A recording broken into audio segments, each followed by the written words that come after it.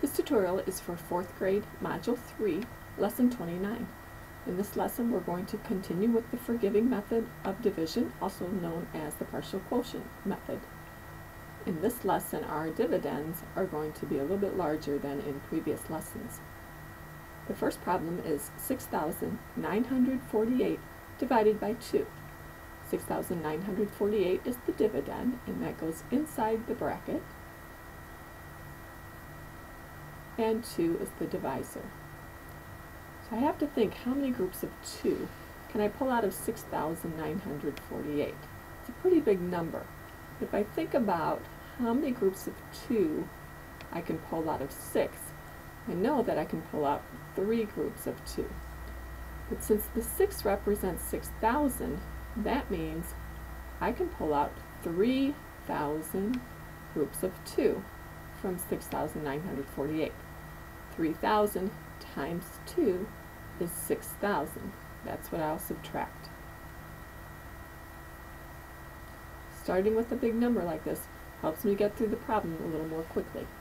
Subtract, and I have 8, 4, and 9.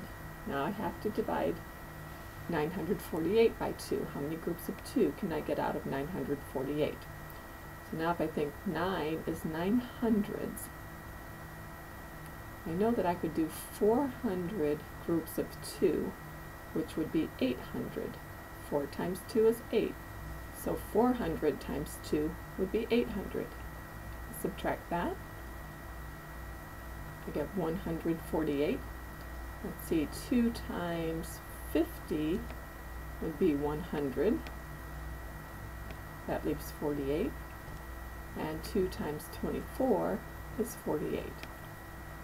Now I just have to add up the number of groups of 2 that I took out. So I have 3,400, 3,450, 3,474. 3,474 is my final answer. Let's look at the next problem.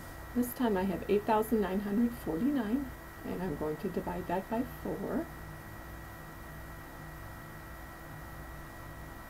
Now I can tell right from the start that I'm going to have a remainder, because even numbers only go into other even numbers. Since 8,949 is an odd number, that tells me I'm going to have a remainder.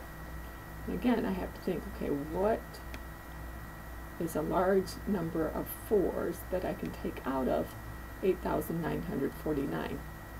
Well, if I think of 8, 2 times 4 is 8, so 2,000 times 4 would be 8,000.